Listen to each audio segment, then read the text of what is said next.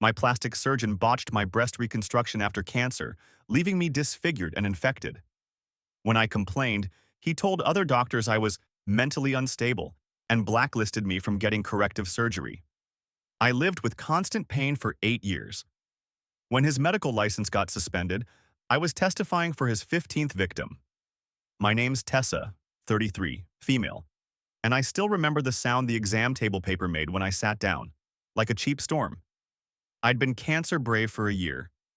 Lumpectomy, bad margins, then the full mastectomy.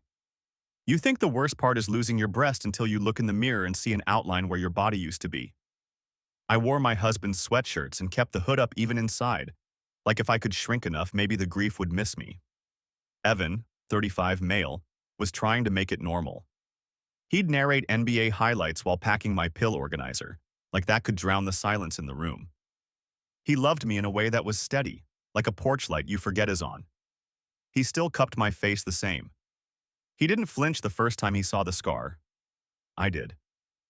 He pretended not to notice when I cried into the freezer section at Target because the cold air felt like it was slicing through my chest wall. He is good. He would have followed me into hell with a first aid kit and a granola bar. Riley, 31 female, is my sister and my meanest protector. She shaved her head with me when chemo started, then called me every morning at 7:12 a.m. on the dot, because if we're a routine, cancer can't be. She has a way of asking questions that sounds like a challenge. That day in Dr. Mercer's office, she thunked her notebook on her knee and said, "We want to know about capsular contracture rates. We want to know what your infection protocol is. We want to know your revision policy." She didn't blink. Dr. Ian Mercer, 47 male, walked in smelling faintly like cedar and mint, a glossy man with glossy teeth and an even glossier wall of framed diplomas. He had that bright, performative empathy, hands spread wide, head tilted at a studied angle. "You've been through so much, Tessa," he said, kneeling to be eye level, palm warm on my shoulder like a benediction. "But the good news? I can make you whole again." He said the word whole like a promise he'd already kept. Red flag 1. He barely glanced at my file before launching a rehearsed speech about textbook results and minimal scarring. Red flag 2. When Riley asked about complication rates, he laughed, quick and sharp, then slid her notebook back across the chair arm like a teacher dismissing a dumb question. "You've been on Google," he said, smiling. "Let me worry about statistics. You focus on healing." He squeezed a silicone demo in his bare hand like a stress ball, and it squeaked. "We'll place tissue expanders. Fill gradually. Easy," he said. "You'll be back in a swimsuit by summer."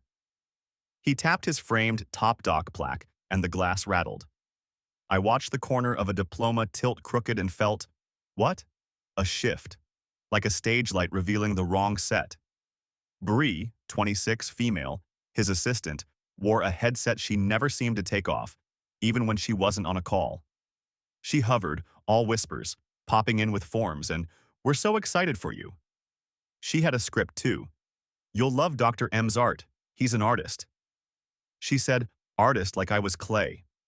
I wanted to be clay, malleable, fixable, with the right hands. I wanted to wake up and touch something that didn't feel like a wound. I wanted to stop thinking of myself as a before photo.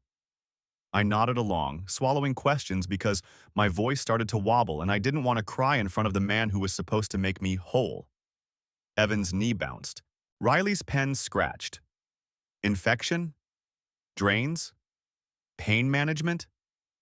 I kept staring at the tilted diploma in the corner until it felt like my chest was slanting the same way. Dr. Mercer noticed my eyes and, without looking, reached up and smacked the frame straight. The sound was too loud in the room, a slap. He smiled at me, bright and practiced. "We'll take good care of you," he said. "I want you smiling in your mirror again." He slid the consent form to me.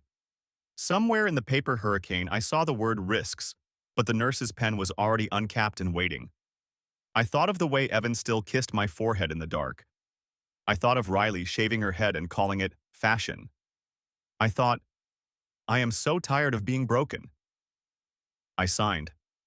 The surgery itself was supposed to be routine. That's what Mercer promised.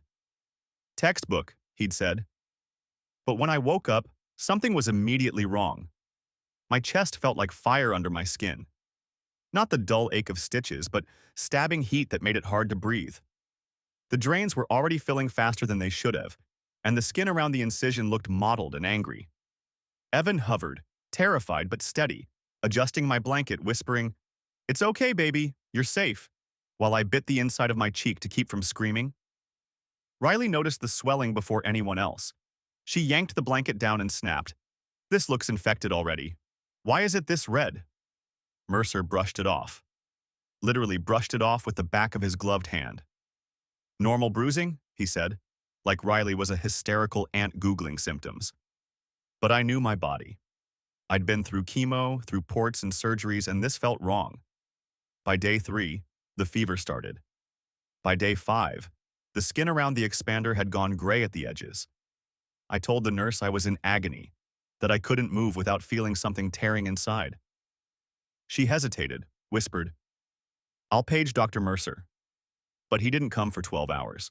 When he finally walked in, sunglasses still perched on his head like he'd just come from lunch, he clucked his tongue and said, "Tessa, you're making yourself anxious.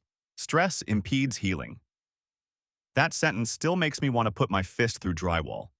The night it burst open, because that's the only way to describe it, I woke up soaked. Evan scrambled to hit the call button, and when the nurse lifted the sheet, there was pus everywhere. Yellow-green, running down my side, soaking into the mattress. I thought I'd die from the smell alone. Riley gagged, but she didn't leave. She stood over me, demanding, "You fix this now." Mercer didn't show up until morning. His first words, "We'll clean it out, start antibiotics. These things happen." Like I was a pothole. Like my rotting chest was a minor inconvenience in his schedule. When I cried, he sighed, actually sighed, and said, "Some patients struggle more with body image than others. It's emotional as much as physical." He wrote psych consult on my chart. That was the beginning of his smear campaign. Within a week, I wasn't the patient with a raging infection. I was the unstable one. I found out because another surgeon, one I begged for a second opinion, looked at me with pity and said, "I've heard you're having some adjustment issues." No one would touch me. No one would take the case. Mercer had already poisoned the well. He'd called me non-compliant, obsessive, depressed.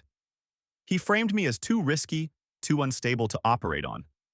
I was trapped in a body that hurt every time I sat up, wrapped in gauze that stank no matter how often I changed it, and every phone call for help ended with a polite refusal.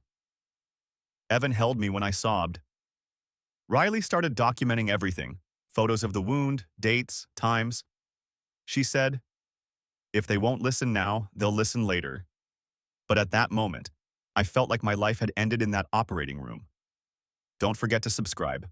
After Mercer's smear campaign started, the fallout hit fast. By the third surgeon Riley begged to see me, the pattern was obvious. Each one flipped through my file, avoided eye contact, then gave some variation of, "I don't think I'm the right fit for this case." One even slipped up and said, "Given what Dr. Mercer's told us about your mental state," before catching himself. That's when I realized Mercer wasn't just dismissing me. He was actively blacklisting me. At home, the consequences were brutal. My chest wound never fully closed. I'd wake up with blood and fluid staining the sheets, the smell sour and impossible to wash out. I had to keep towels folded under my shirt like armor. Every hug from Evan risked pain.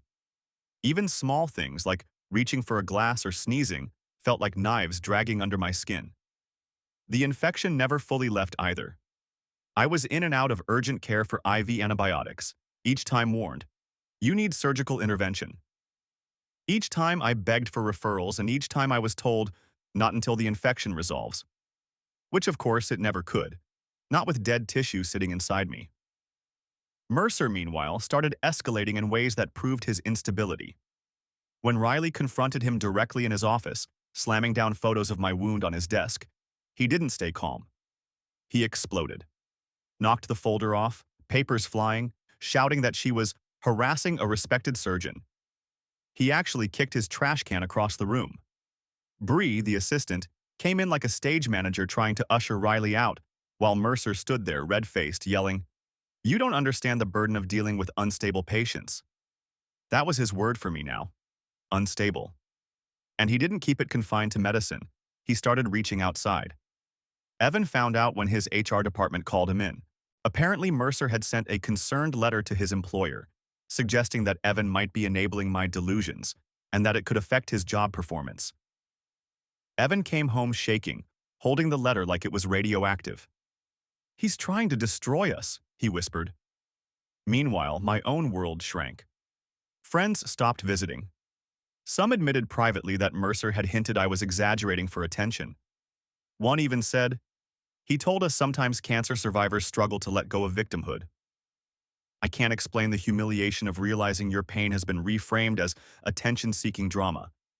The physical consequences piled on. I couldn't exercise, couldn't sleep more than 2 hours without waking in pain, couldn't wear anything but oversized sweatshirts to hide the deformity. Sex disappeared completely.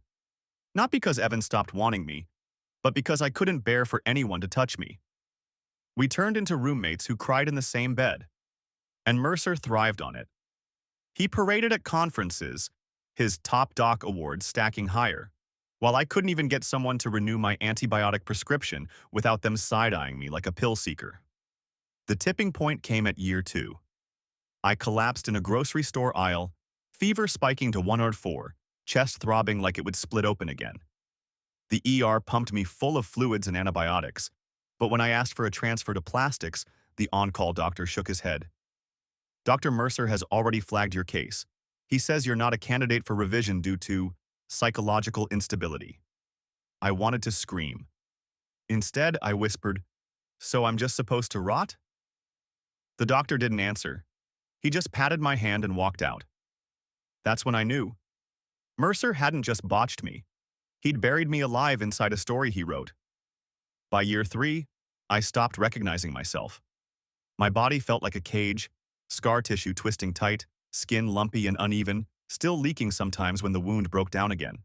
I lived in hoodies, not for comfort, but to hide the smell of antiseptic and the way my chest collapsed in on itself. Mercer wasn't content with ruining my body. He wanted me erased. The first big escalation came the night Evan's car got keyed in our driveway. Long, jagged lines across the driver's side door, deep enough to need a full repaint. A week later, Riley's tires were slashed in the hospital parking lot after another confrontation with Mercer. Neither of us believed it was random. We couldn't prove it was him, but Bree's smirk when she walked past Riley that morning made me certain they knew. Then came the mail. Flyers for psych clinics, pamphlets about body dysmorphia, slipped anonymously into our mailbox. One had "Get help" scrawled in Sharpie. Mercer was trying to write my whole existence as a delusion. I broke one night. Evan found me in the bathroom floor, scissors in hand, sobbing that I wanted to cut the expander out myself. He ripped the scissors away, slammed them into the trash, then sat against the wall holding me like I was made of glass. His shirt soaked in my tears. "We're going to fight him, Tess. We're not letting him do this forever." That was the shift. Riley kicked into investigator mode. She made binders, photos, hospital records, the HR letter Mercer had sent. She even tracked down an ex-nurse of his on Facebook, someone who admitted privately that Mercer cut corners constantly, rushing closures, reusing instruments longer than protocol allowed. The nurse wouldn't testify yet, but it was the first crack in his armor. We weren't the only ones either. Through whispered conversations in waiting rooms and survivor groups, I started hearing his name again and again. Mercer. Women with collapsed implants, necrotic tissue, wounds that never healed. One had lost her entire left arm to sepsis after his reconstruction. Another had been told she was too anxious for follow-up surgery. We were all unstable, according to him. The moment it all crystallized came at Riley's kitchen table. There were 5 of us, me, Riley, and 3 other women she'd tracked down. Every one of us had the same story: botched surgery, infection, then Mercer whispering to other doctors that we were mental cases. He wasn't just careless. He was systematic. He destroyed us and then erased the evidence by discrediting us before anyone else could step in. That night, for the first time in years, I didn't feel alone. Mercer must have sensed it, because the next week he escalated again. A brick through our living room window at 2 a.m. Evan and I jolted awake to shattered glass raining over the carpet. The note taped to the brick said, "Stop lying." I wanted to vomit. But Evan didn't waver. He stood barefoot in the broken glass, staring at the note, jaw locked. "This is the beginning of the end for him," he said. And he was right. Don't forget to subscribe. Update. Wow, I honestly didn't expect so many people to read my story, let alone care. I thought maybe a handful of strangers would skim it and move on. But instead, I've been sitting here with tears in my eyes, scrolling through messages from survivors, nurses, even other patients who had run-ins with Dr. Mercer. Some of y'all said you'd burn his clinic down. Tempting, not gonna lie. But fire isn't my style.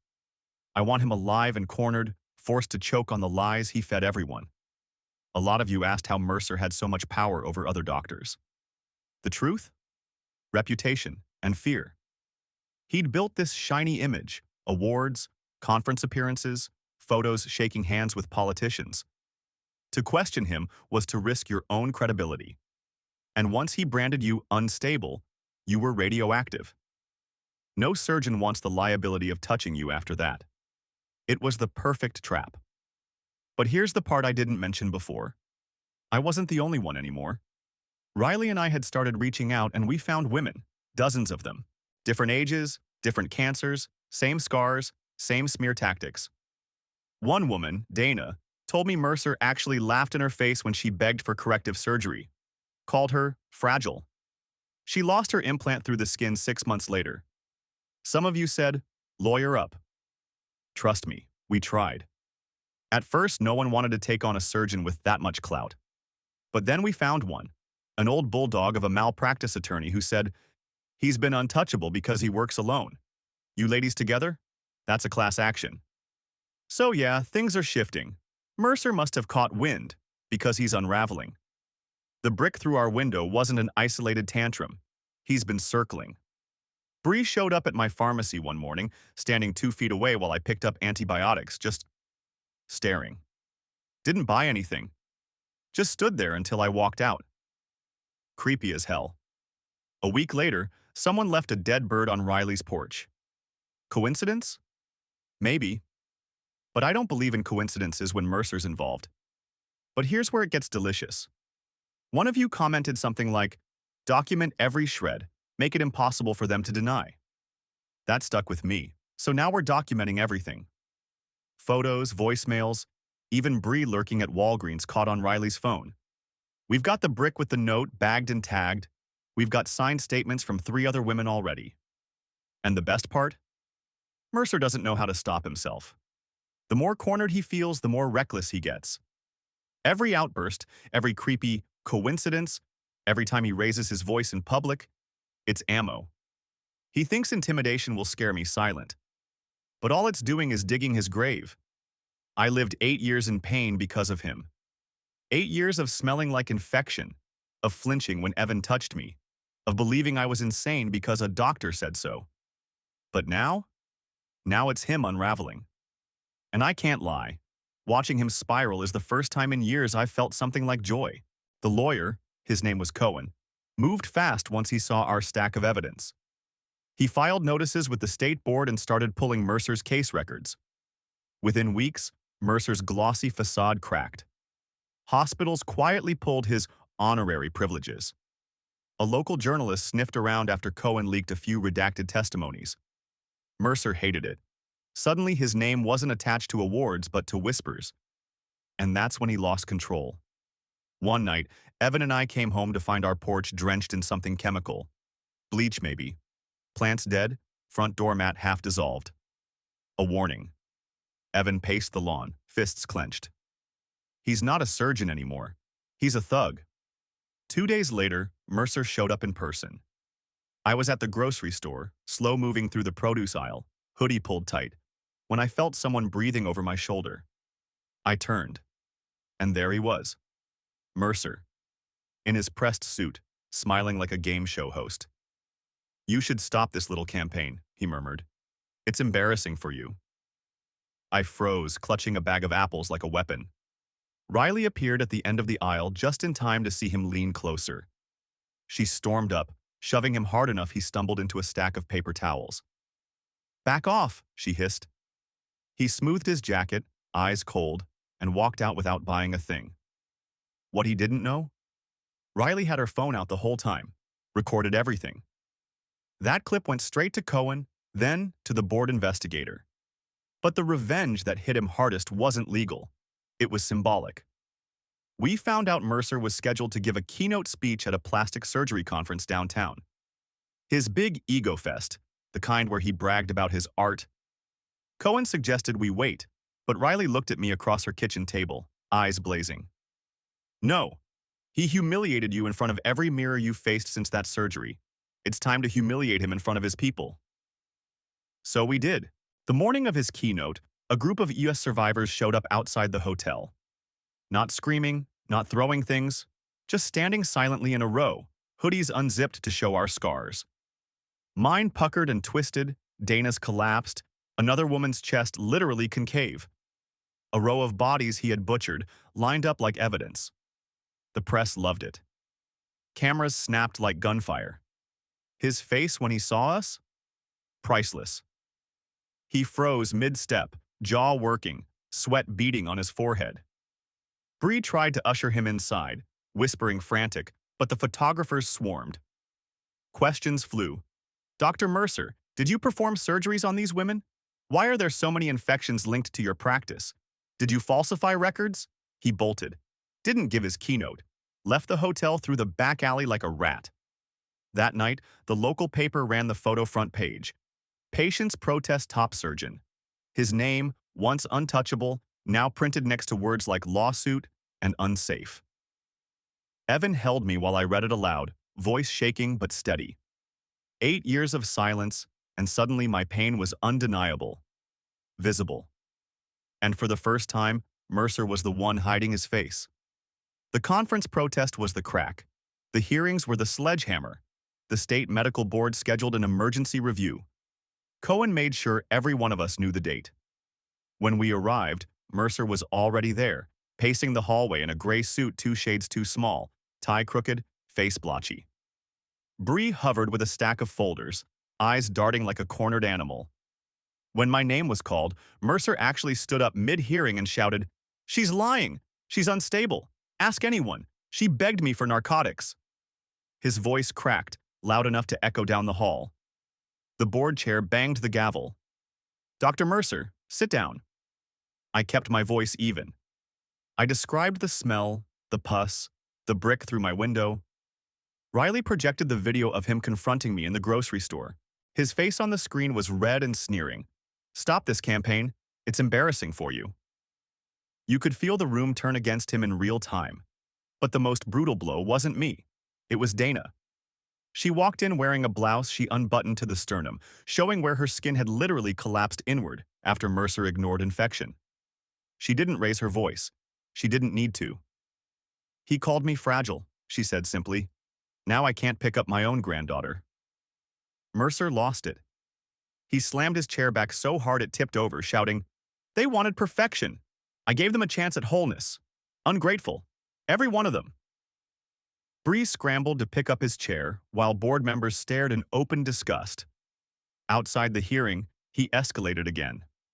A week later, Evan found our mailbox pried open, papers shredded across the street. Insurance documents, medical files, gone. Cohen warned us Mercer might be breaking into records to cover his tracks. Then came the social meltdown. Mercer started posting long, unhinged rants on Facebook. Vicious women spreading lies, envious of my talent, they hate beauty. He named me, full name, tagged my workplace. Within hours, trolls flooded my inbox. Crazy cancer chick, ungrateful bitch, should have died. But here's the thing. He didn't realize how that would backfire. By naming me, he confirmed I was real. And more women saw the name and found us. The lawsuit doubled in size overnight. The final straw? At the second board session, instead of bringing a defense, Mercer brought his mother. An elderly woman in pearls who sobbed into a tissue, wailing that her son was a healer, a gift from God. Mercer clung to her arm, shaking, crying, whispering loud enough for the room to hear, They want to ruin me, Mama. The board chair stared, stone-faced, then said, "We're suspending your license pending investigation." Mercer screamed. Not argued, not objected, screamed. High, broken, desperate. Security had to escort him out while Bree begged him to stop. His mother wailed. It was chaos. I sat there, scar aching under my blouse, watching the man who'd called me unstable sob and thrash like a child. For 8 years, I'd lived in his shadow. And now? The shadow was gone. Update 2. Well, it finally happened. The board suspended Mercer's license. I wish I could tell you it felt clean, like flipping a switch from a victim to free. But honestly, it felt messy, loud, ugly. Watching him scream and cling to his mother like a toddler while security dragged him out wasn't some Hollywood justice scene. It was chaotic, surreal. I sat there shaking, equal parts vindicated and nauseous. Some of you guessed it right. He didn't go quietly. He's been posting about me nonstop online. Screenshots got sent to me. Ungrateful cancer patient, mentally unfit to testify, obsessed stalker. A few people actually DM'd me his posts like I hadn't lived them in real time. Thanks, I guess. But here's the twist I didn't expect. Instead of isolating me, it connected me to more survivors. Women in other states, women who'd been too scared to come forward until they saw Mercer crack on camera. My inbox is a graveyard of scars. Photos, stories, same script every time. Surgery, infection, then the smear campaign about their mental health. One woman wrote, "I thought I was the only one. Reading your post, I realized he's been running the same play for years." Some of y'all said in the comments after my last post, "He's going to implode harder before this ends." You weren't kidding. Yesterday, Riley called me laughing so hard she could barely get it out. Mercer tried to show up to a different hospital, demanding admitting privileges, and they had to have security escort him off campus. Picture it. Mr. Top Doc, standing in the lobby with his suit wrinkled, shouting about conspiracies while patients stared. To the trolls who messaged me, telling me I should be grateful he gave me anything at all, I want you to hear this loud and clear. I am not grateful for rotting flesh. I am not grateful for being erased as unstable. I am not grateful for 8 years of pain. I am grateful for every woman standing beside me now, for every photo we filed into evidence, for every lie Mercer told that we caught in writing. That's what I'm grateful for. And to the one comment that stuck in my head, sweetest revenge is when they choke on their own lies. You were right. Because tomorrow, I'll be walking back into that boardroom. Not as a patient begging for help, but as a witness against Mercer for his 15th victim. 8 years ago, he told me I'd never be whole. Tomorrow, I'll prove him wrong. The day I testified for the 15th victim, the courthouse smelled like bleach and old coffee. Rows of wooden benches, microphones that crackled every time someone leaned in. Mercer sat at the defense table, smaller than I'd ever seen him, suit hanging loose on his shoulders like he'd borrowed it from someone bigger. His skin had that sickly flush of a man who hadn't slept. When they called me up, he couldn't even hide his contempt. He leaned across the table, hissing loud enough that I caught it. "You're pathetic. You wanted me, and when I rejected you, you turned to this." The courtroom went still. The judge's head snapped toward him. My stomach flipped, because there it was. The real Mercer, unfiltered, accusing me of trying to sleep with him in front of a room full of strangers.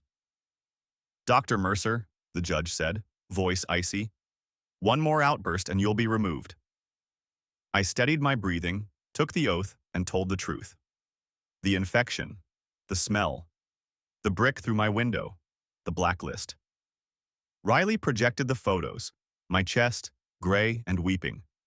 Gasps echoed through the room. I forced myself not to cry. "He didn't just take my breast," I said. "He took 8 years of my life. He made me believe I was crazy so no one else would touch me." Then came the 15th victim. A girl named Mariah, 23, barely out of college. She had gone in for a minor revision, wound up septic, and nearly died. When she tried to report it, Mercer called her borderline psychotic in her chart. Her father sat in the front row, fists clenched so tight his knuckles looked bone white. Mercer couldn't hold it in. As Mariah sobbed, describing how he told her boyfriend she was sexually manipulative, Mercer slammed both fists on the table, bellowing, "Lies! She begged me to make her beautiful." Spit flew, his face twisted red, neck veins bulging. The judge didn't even hesitate. "Remove him." Security grabbed his arms, but Mercer fought, thrashing, screaming. His mother wailed from the gallery. Bree tried to grab his briefcase, but papers spilled across the floor. Notes, scribbled rants about enemies, lists of our names with the word unstable, underlined a dozen times. Reporters were waiting in the hallway, cameras rolling as Mercer was dragged out screaming, "I am the best! You need me!" His voice cracked, high and raw. The footage played on the evening news 3 hours later, clipped next to my testimony. And just like that, his empire collapsed. Hospitals terminated affiliations. His clinic shut down within days. Patients demanded refunds. The board scheduled a full revocation hearing. He was radioactive. When I walked out of that courthouse, the air felt different, like I could finally breathe again. Evan took my hand. Riley hugged me so tight I felt the scar stretch, and for once, I didn't flinch. 8 years of pain, and the man who told the world I was unstable had been carried out screaming like a madman. And I wasn't done yet. After Mercer was dragged from the courtroom, I thought it was over. But men like him don't go quietly. They gnaw at the walls of their own ruin. A week later, Evan woke me up at 3 a.m. The security camera app on his phone was buzzing.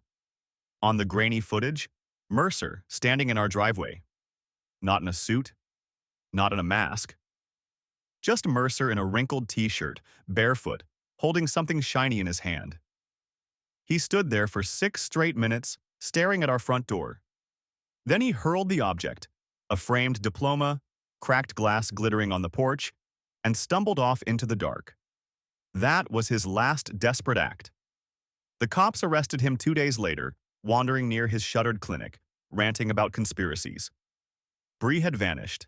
His mother had gone silent. His name was plastered on every news outlet, not as top doc, but as disgraced surgeon suspended pending multiple lawsuits. The board revoked his license permanently. Hospitals blacklisted him. His patients kept coming forward. 15 turned into 20, then 30. The lawsuits piled higher than his old awards. And me? I got my body back. Not whole. Not the way he once promised, but mine. Another surgeon, brave enough now that Mercer was discredited, agreed to do a salvage reconstruction. The pain didn't vanish, but the infection scars finally healed. I could wear a real shirt again without hiding behind gauze and hoodies. I could look in a mirror without flinching. The day of my final revision surgery, Riley wheeled me into pre-op, grinning. 8 years later, Tess, she whispered, you're finally free of him. She was right. Mercer, the man who once told the world I was unstable, will be remembered for his screaming breakdowns, his shattered diplomas, his name dragged across headlines as the monster who ruined women and then tried to erase them. Me? I'll be remembered in that courtroom photo, standing tall, scar showing under my blouse, telling the truth. 8 years I lived in pain because of him. 8 years he tried to erase me. But when his license was stripped and he was testifying against himself with every scream, I wasn't just surviving anymore. I was winning.